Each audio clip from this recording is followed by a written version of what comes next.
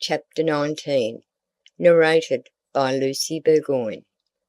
The Scarecrow of Oz by L. Frank Baum. The Conquest of the Witch. Now, as soon as the conquest of King Krewl had taken place, one of the orcs had been dispatched to Pon's house with the joyful news. At once Gloria and Pon and Trot and Button Bright hastened toward the castle. They were somewhat surprised by the sight that met their eyes, for there was the Scarecrow, Crown King, and all the people kneeling humbly before him. So they likewise bowed low to the new ruler and then stood beside the throne. Cap'n Bill, as the grey grasshopper, was still perched upon Trot's shoulder, but now he hopped to the shoulder of the Scarecrow and whispered into the painted ear. "I thought Gloria was to be Queen of Jinxland." The Scarecrow shook his head. "Not yet," he answered. "No queen with a frozen heart is fit to rule any country." Then he turned to his new friend, the orc, who was strutting about, very proud of what he had done, and said, "Do you suppose you or your followers could find old Blinky the Witch?" "Where is she?" asked the orc. "Somewhere in Jinxland, I'm sure." "Then," said the orc, "we shall certainly be able to find her." "It will give me great pleasure," declared the Scarecrow. "When you have found her, bring her here to me, and I will then decide what to do with her." The orc called his followers together and spoke a few words to them in a low tone.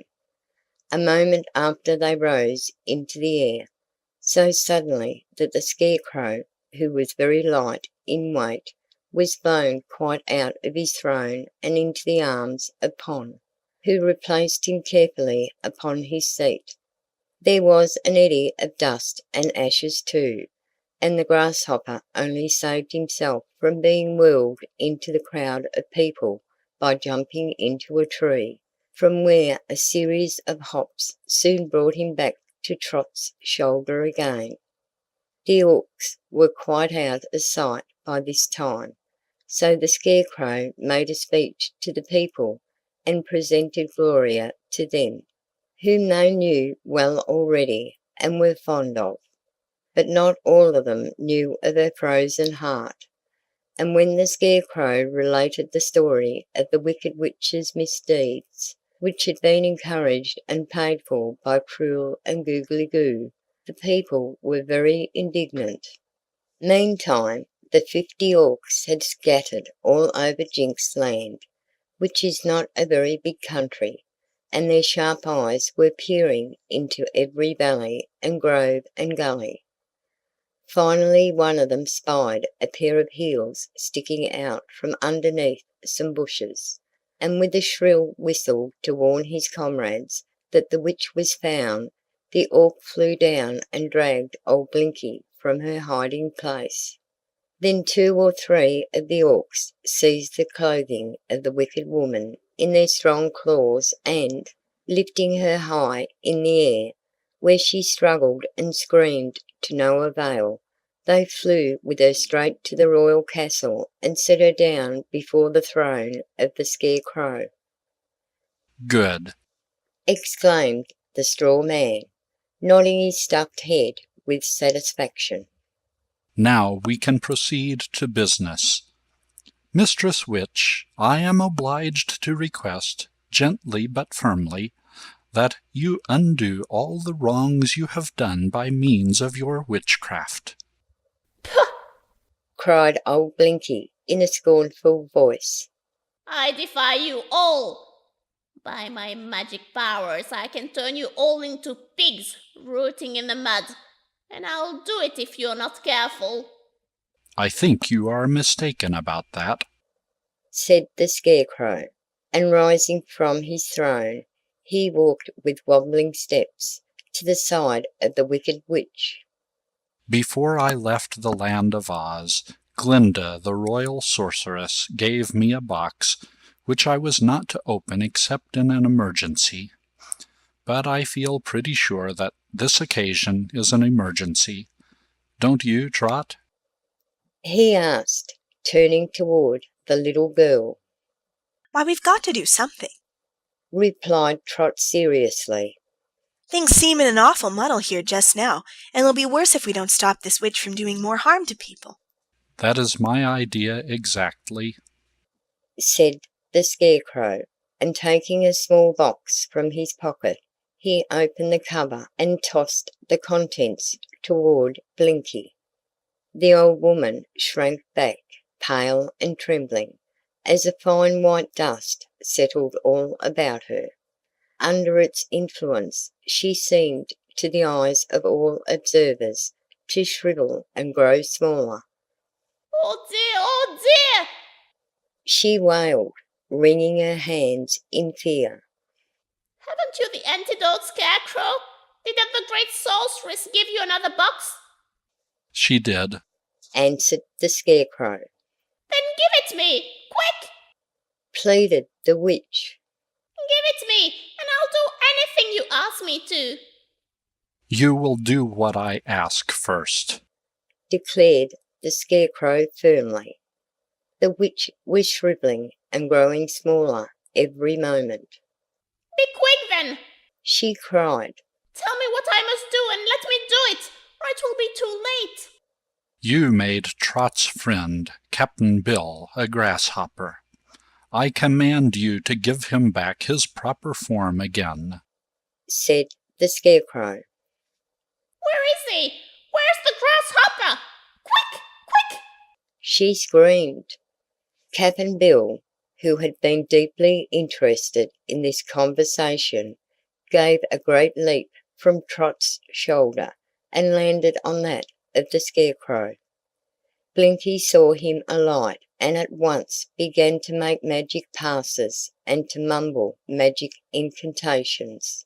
She was in a desperate hurry, knowing that she had no time to waste, and the grasshopper was so suddenly transformed into the old sailor man, Cap'n Bill, that he had no opportunity to jump off the Scarecrow's shoulder. So his great weight bore the stuffed Scarecrow to the ground. No harm was done, however, and the straw man got up and brushed the dust from his clothes, while Trot delightedly embraced Cap'n Bill. The other box! Quick! Give me the other box! Begged Blinky, who had now shrunk to half her former size. Not yet, said the Scarecrow. You must first melt Princess Gloria's frozen heart. I can't! It's an awful job to do that! I can't! Asserted the witch, in an agony of fear, for still she was growing smaller. You must, declared the Scarecrow firmly. The witch cast a shrewd look at him and saw that he meant it, so she began dancing around Gloria in a frantic manner. The princess looked coldly on, as if not at all interested in the proceedings, while Blinky tore a handful of hair from her own head and ripped a strip of cloth from the bottom of her gown. Then the witch sank upon her knees, took a purple powder from her black bag, and sprinkled it over the hair and cloth. I hate to do it! I hate to do it! She wailed. For there is no more of this magic compound in all the world, but I must sacrifice it to save my own life. A match! Give me a match, quick! And panting from lack of breath, she gazed imploringly from one to another. Cap'n Bill was the only one who had a match, but he lost no time in handing it to Blinky, who quickly set fire to the hair and the cloth and the purple powder. At once a purple cloud enveloped Gloria, and this gradually turned to a rosy pink colour, brilliant and quite transparent. Through the rosy cloud they could all see the beautiful princess, standing proud and erect. Then her heart became visible, at first frosted with ice, but slowly growing brighter and warmer until all the frost had disappeared and it was beating as softly and regularly as any other heart. And now the cloud dispersed and disclosed Gloria, her face suffused with joy, smiling tenderly upon the friends who were grouped about her. Poor Pon stepped forward, timidly, fearing a repulse, but with pleading eyes and arms fondly outstretched toward his former sweetheart, and the Princess saw him and her sweet face lightened with a radiant smile. Without an instant's hesitation she threw herself into Pon's arms, and this reunion of two loving hearts was so affecting that the people turned away and lowered their eyes so as not to mar the sacred joy of the faithful lovers.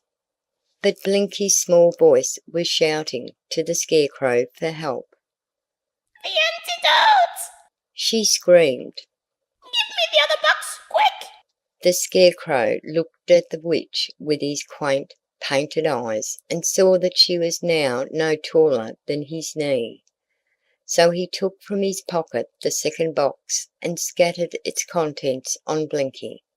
She ceased to grow any smaller, but she could never regain her former size, and this the wicked old woman well knew. She did not know, however, that the second powder had destroyed all her power to work magic, and seeking to be revenged upon the Scarecrow and his friends, she at once began to mumble a charm so terrible in its effect that it would have destroyed half the population of Jinxland had it worked. But it did not work at all, to the amazement of old Blinky. And by this time the Scarecrow noticed what the little witch was trying to do, and said to her, "Go home, Blinky, and behave yourself. You are no longer a witch, but an ordinary old woman, and since you are powerless to do more evil, I advise you to try to do some good in the world. Believe me, it is more fun to accomplish a good act than an evil one, as you will discover when once you have tried it." But Blinky was at that moment filled with grief and chagrin at losing her magic powers.